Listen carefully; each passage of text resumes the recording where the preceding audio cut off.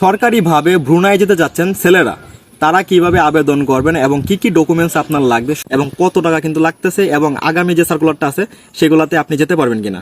অনেকেই বলেন যে ভাইয়া ছেলেরা কিভাবে বয়েসেলের মাধ্যমে আবেদন করবে এবং ব্রুনাইয়ের জন্য অ্যাপ্লাই করবে স্পেসিফিকভাবে, সেটা একটু কাইন্ডলি কষ্ট করে দেখাবেন।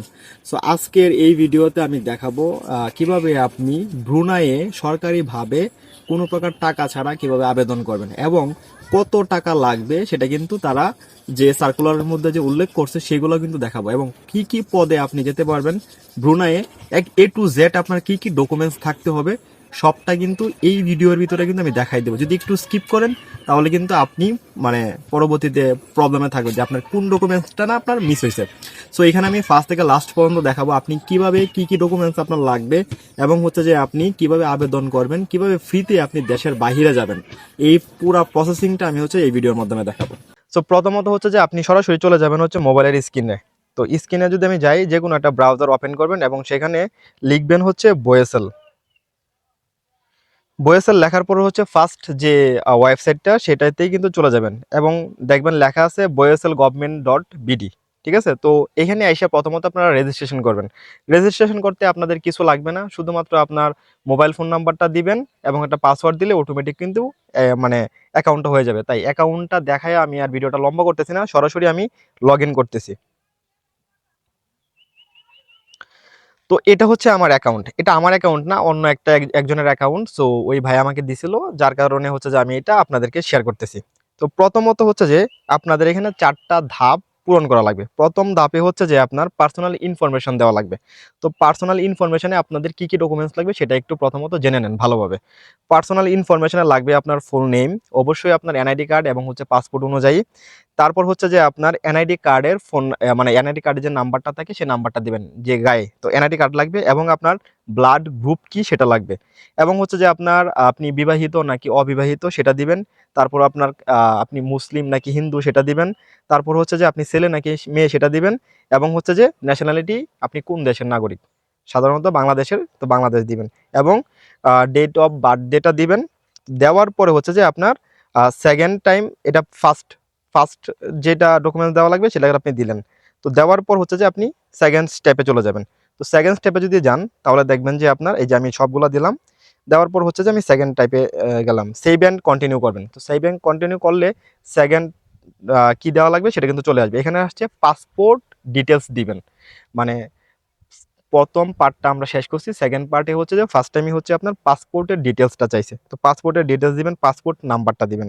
ঠিক আছে, পাসপোর্ট ইস্যু ডেটটা দিবেন এবং এক্সপায়ার ডেটটা দিবেন এবং আপনার কোন জায়গাতে ইস্যু হয়েছে পাসপোর্টের গায়ে কিন্তু লেখা আছে সেটা দিবেন এবং আপনার পাসপোর্টের একটা স্ক্যান কপি লাগবে। আগে থেকে কিন্তু মোবাইল ফোনে যখন অ্যাপ্লাই করবেন আগে থেকে স্ক্যান কপিটা আপনার ফোনে ছবি তুলে রাখবেন, স্ক্যান কপিটা দিবেন। দেওয়ার পরে আপনার কাজ শেষ, আপনি সেভ অ্যান্ড কন্টিনিউতে ক্লিক করবেন। তো সেভ অ্যান্ড কন্টিনিউতে ক্লিক করলে নেক্সট মানে থার্ড যে পার্ট আছে সেটা হচ্ছে ওয়ার্ক এক্সপেরিয়েন্স, মানে আপনি যে যে কাজে যাবেন সেই কাজে আপনার কোনো প্রকার এক্সপেরিয়েন্স আছে কিনা। মেয়েদের ক্ষেত্রেও সেম, আগে যে গার্মেন্টসে জব করছেন সেই জব কার্ড আছে কিনা, এক্সপেরিয়েন্স যেটা হচ্ছে যে আপনার ফর্ম থাকে, বা হচ্ছে যে আপনার আইডি কার্ড থাকে, বা হচ্ছে আপনি ব্রুনাইতে যেতে চান, আপনি কোনো কনস্ট্রাকশন যে কাজগুলো করছেন বা আপনি যে কাজে জানেন না কেন সেই কাজের এক্সপেরিয়েন্স কোনো প্রকার কপি আছে কিনা সেটাগুলো রাখবেন। তো রাখার পরে হচ্ছে যে এখানে যারটা আবেদন করা হয়েছে উনি হচ্ছে একজন garments worker. So swing operator, বা হচ্ছে যে আপনি এখানে যেই কাজ জানেন বা যেই কাজের জন্য আবেদন করতে চাচ্ছেন সেটা আগে ফিল আপ করবেন। ঠিক আছে, আপনার যে কাজ আপনি জানেন।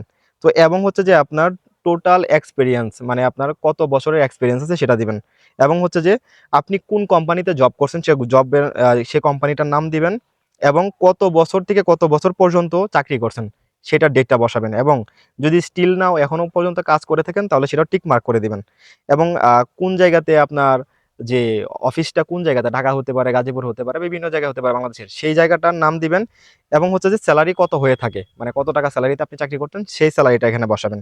ঠিক আছে, কত মানে কত সন থেকে আপনি চাকরিতে জয়েন করছিলেন আর এখন বর্তমানে কত সন আছে সেটা আপনি এখানে বসাবেন।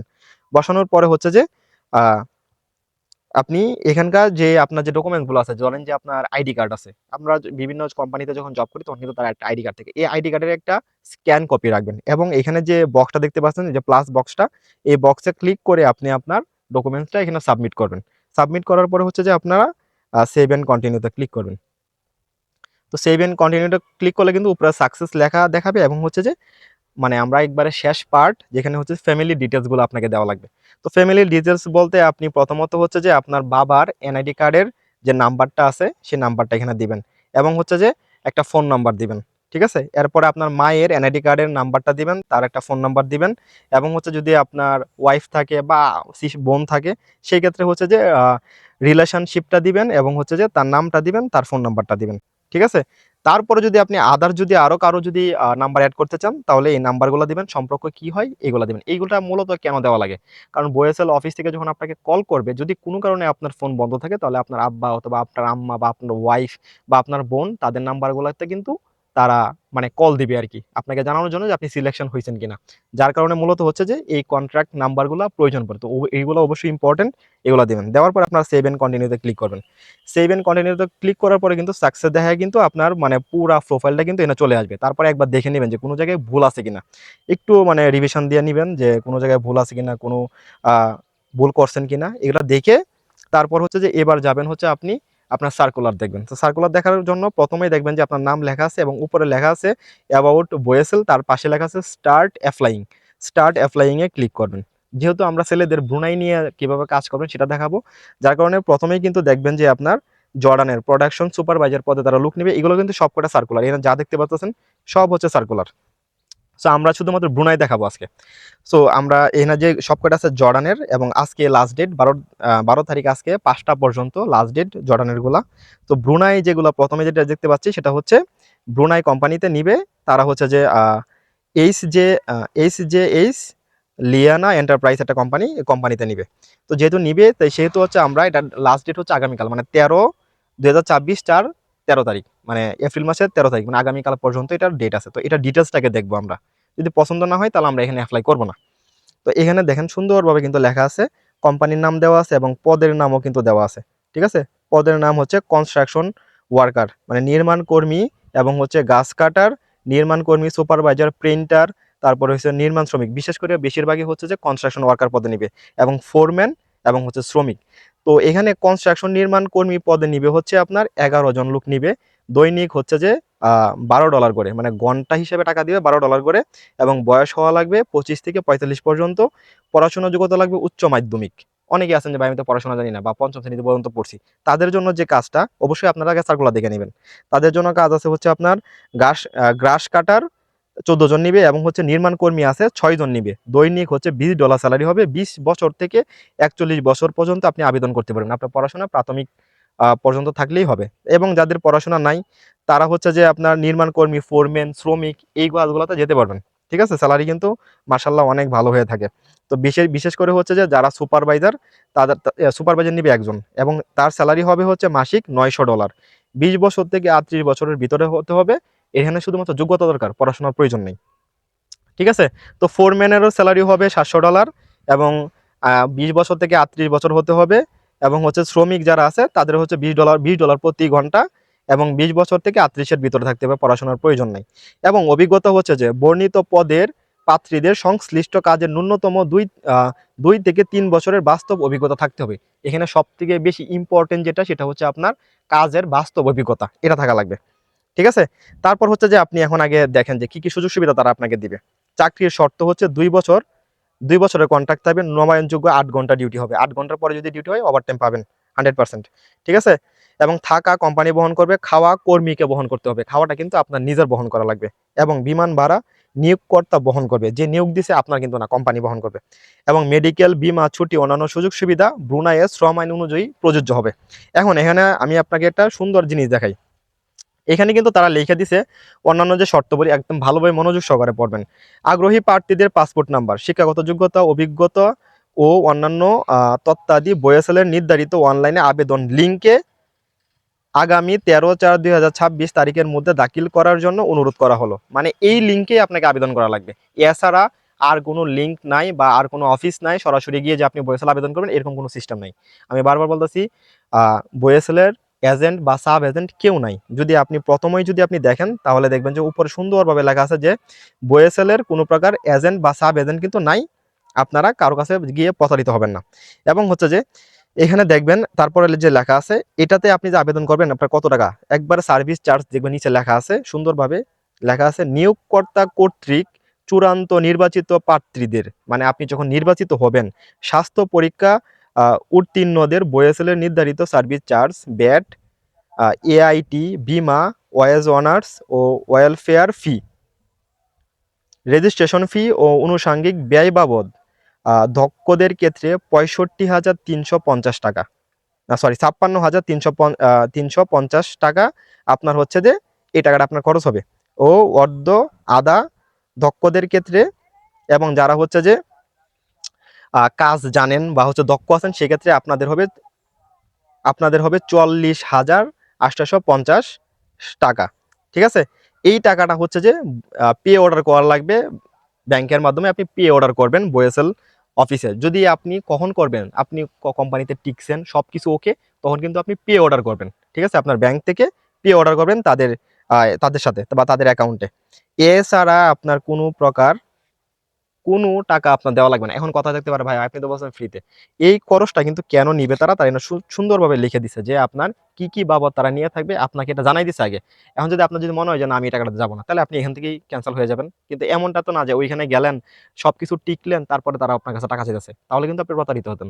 যেহেতু আপনি আগে জানতে পারতেছেন যে না এত টাকা লাগবে, আমি এটা যাবো না, তাহলে আপনি গেলেন না। আর যদি মনে হয় যে না আপনি যাবেন, তাহলে আপনি কি করবেন, এখানে সুন্দরভাবে যে brms.boesel.gov.bd, এটাতে আপনি ক্লিক করে আবেদন করবেন। এখন ধরেন যে আপনার কোনো কারণে এই সার্কুলারটা আপনার ভালো লাগে নাই, যে না ভাই এটা আমার সার্কুলার ভালো লাগে নাই, আমি অন্য একটা কাজ দেখুন, তো আপনি কি করেন, নিচে যা দেখেন এখানে ভাই অনেক আছে, অসংখ্য আছে কাজ।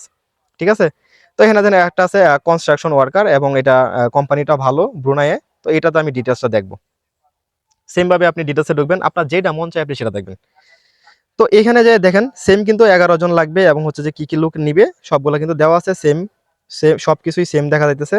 এবং 56,000 এবং 44,000 ব্রুনাইয়ে, মানে মূলত হচ্ছে যে যারা ব্রুনাই যাবেন তাদেরকে একটু বলি, আপনারা ব্রুনাই যাবেন, আপনাদের ধরে রাখতে হবে যে আপনাদের 50,000 টাকার মতো আপনাদের খরচ আছে, যেটা হচ্ছে যে সরকারি খাতে মানে খরচ হয়ে থাকে।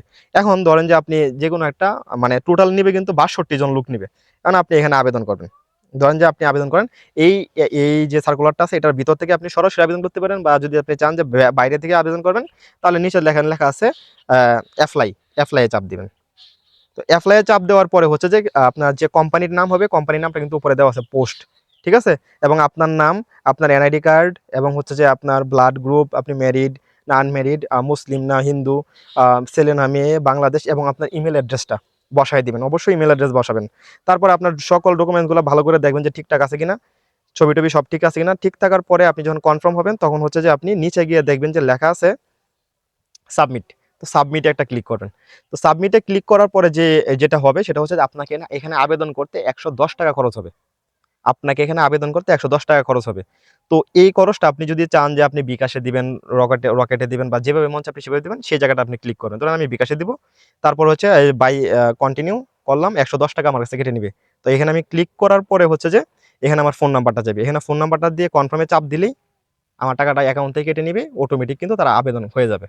ঠিক আছে, তারপর শুধু অপেক্ষার পালা যে তারা কখন আপনাকে কল দিবে। এখন এখানে আরেকটা কথা আমি বলে নিই, সেই কথাটা হচ্ছে যে ভাই আপনি যখন দেখবেন যে আজকে লাস্ট ডেট বা আগামীকালকে লাস্ট ডেট, আপনি কখনো আবেদন করবেন না। আপনি সব প্রতিনিয়ত হচ্ছে এই বয়েসেলের এই যে ওয়েবসাইটটা আছে সেখানে ঢুকবেন, ঢুকার পর এই যে আজকে দেখছেন না 13 তারিখ, নেক্সট সার্কুলারটা কখন আসবে এটা অপেক্ষা করে দেখবেন, বারবার ঢুকবেন। নেক্সট সার্কুলারটা কিন্তু আসবে 13 তারিখের পরে, 13 তারিখ এই টাইমটা যাওয়ার 5টার পরেও কিন্তু আপনার আসতে পারে, এবং হচ্ছে যে পরের দিনও কিন্তু আসতে পারে। তো এই বিষয়টা আপনার ফলো রাখবেন।